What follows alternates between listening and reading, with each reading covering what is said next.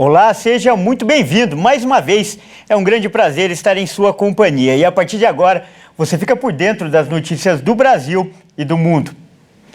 E eu começo essa edição falando de economia. Os preços das passagens aéreas subiram quase 80% em um ano. A Agência Nacional de Aviação Civil informou que um dos motivos é a alta do querosene de aviação.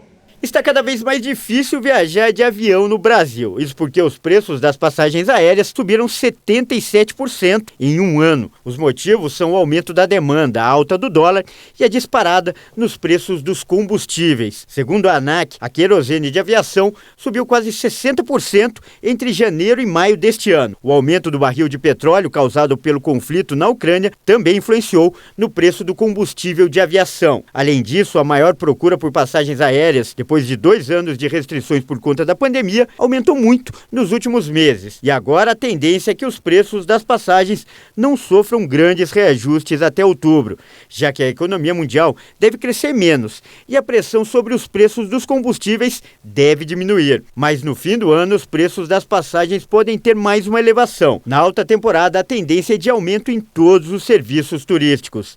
E para quem pretende viajar, o jeito é se planejar com antecedência para conseguir poupar no orçamento.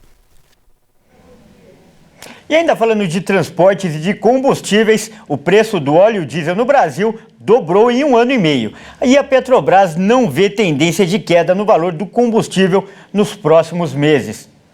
Ao contrário da gasolina, que após os esforços bem-sucedidos do governo ficou bem mais barata, o preço do óleo diesel continua tendo uma trajetória de alta e não há sinais de redução do valor. De acordo com o levantamento da Agência Nacional do Petróleo, o litro do combustível vem subindo mês a mês desde dezembro do ano passado. A Petrobras, que precifica o combustível na venda para as distribuidoras, prevê que não há chances de uma baixa significativa. Hoje, o preço médio do litro do óleo de diesel nos postos é de R$ 7,42. O valor é mais que o dobro dos R$ 3,69 registrados pela pesquisa da ANP em janeiro de 2021. A maior fatia do preço, cerca de 67%, é o valor bruto do litro do óleo diesel cobrado pela estatal das distribuidoras, o que equivale a cerca de R$ 5,06. Os outros 33% são impostos e o lucro de distribuidoras e postos, além da mistura obrigatória com biodiesel.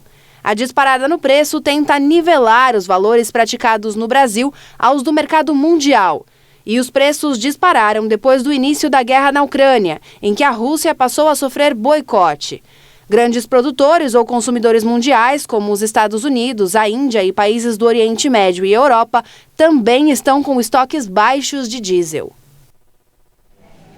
E ainda falando de economia, o Comitê de Política Monetária do Banco Central começou a 5ª reunião do ano para definir a taxa básica de juros. E a expectativa é de que a taxa Selic suba meio ponto percentual.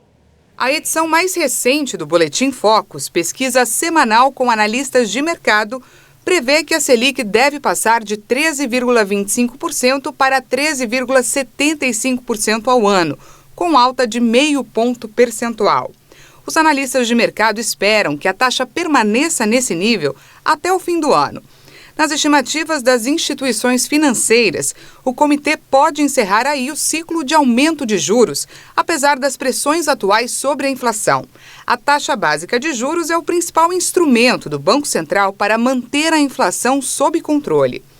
Na ata da última reunião, os membros do Copom indicaram que pretendiam aumentar mais uma vez a taxa Selic em meio ou 0,25 ponto percentual, mas deixaram aberta a possibilidade de promover novas altas caso a inflação persista. Apesar dos preços da gasolina e da energia elétrica terem ficado mais baratos nos últimos meses, a guerra entre a Rússia e a Ucrânia continua a impactar nos valores do diesel, dos fertilizantes e de outras mercadorias importadas.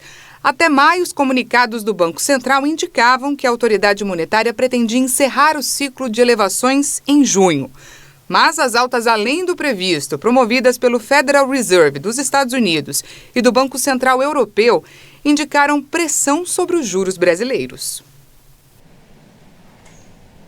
E a presidente da Câmara dos Estados Unidos, Nancy Pelosi, disse nesta terça-feira, ao chegar a Taiwan, que sua visita não contradiz a política norte-americana em relação à China.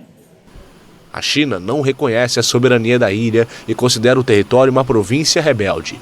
A legisladora de 82 anos chegou a Taipei em um avião militar americano, sendo recebida pelo ministro das Relações Exteriores de Taiwan, Joseph Wu. A presidente da Câmara dos Estados Unidos postou no Twitter, logo após chegar a Taiwan, que sua controversa visita demonstrava o forte compromisso de Washington com a vibrante democracia do território autogovernado. Pelosi afirmou ainda que a sua viagem de forma alguma contradizia a política oficial americana, que reconhece uma China e não reconhece oficialmente Taiwan como Estado independente. Após o desembarque da legisladora, Pequim classificou as ações dos Estados Unidos em Taiwan como extremamente perigosas. Em um comunicado, o Ministério das Relações Exteriores chinês afirmou que Washington constantemente distorce, obscurece e esvazia a política de uma China. Mais cedo, nesta terça-feira, Pequim havia advertido que o governo americano pagaria o preço da visita de Pelosi a Taiwan. A Rússia também criticou a visita, considerando que Washington está desestabilizando o mundo. E olha só, a Uber revelou que registrou uma forte queda nos negócios no segundo trimestre do ano, mas com uma receita maior do que o esperado. O ponto forte do serviço foi a entrega de comida, como nós vamos ver nessa reportagem. A empresa californiana obteve 8 bilhões e 100 milhões de dólares entre abril e junho, o que representa um aumento de 105% em relação ao mesmo período no ano anterior. Ainda que tenha registrado um prejuízo líquido de 2 bilhões e 600 milhões de dólares, os investidores reagiram positivamente. A Uber viu o número de clientes mensais ativos, reservas brutas e corridas aumentarem em comparação com o ano anterior. Isso é reflexo de uma crescente demanda, assim como um aumento no número de motoristas para os serviços de entrega e viagem. A empresa atribui a perda principalmente à queda do valor dos investimentos em empresas com problemas financeiros. Bom, a gente fala de esporte agora e, aliás, hoje é um dia muito especial para quem gosta de futebol. Isso porque os dois times que têm as maiores torcidas do Brasil, Corinthians e Flamengo, se enfrentam pelas quartas de final da Copa Libertadores da América. E o nosso comentarista de esportes, o Leonardo Félix, vai falar agora o que ele espera para esse jogão. Então, Léo, eu pergunto para você agora, você não vai ficar em cima do muro não, né? Eu quero saber também o seu palpite para a partida de hoje. Olá, Kleber e amigos da HIT. Promessa de jogão nesta terça-feira entre Corinthians e Flamengo, quartas de final da Copa Libertadores da América, na Neoquímica Arena em São Paulo. Jogo de ida dessa fase.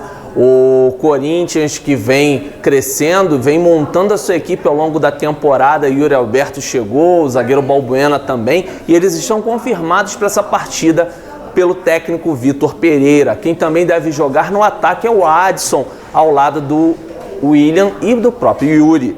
E o Roger Guedes permanece como opção no banco de reservas. Renato Augusto continua fora por lesão muscular.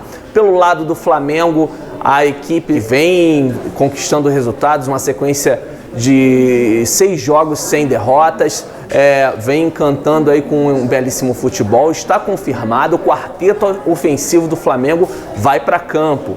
O Arrascaeta, Everton Ribeiro, Pedro e o Gabigol.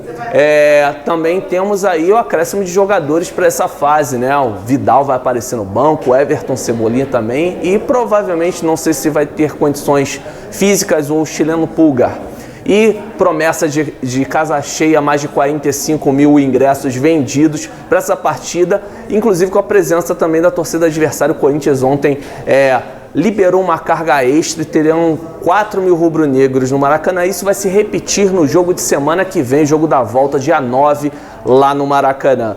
Meu palpite para o jogo, 1-1. O Flamengo vem atravessando um excelente momento nas competições, e o Corinthians, como falei, vem crescendo. Vai fazer valer a força da sua torcida, a sua força dentro de casa da Neoquímica. Então, 1-1 na minha opinião. Tudo vai ser decidido na próxima semana lá no Maracanã. Lembrando que não tem mais critério de desempate.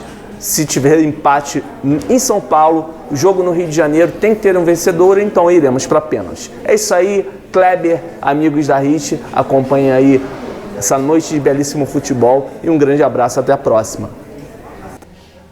Bom, e essa edição fica por aqui. Obrigado pela sua companhia e até mais.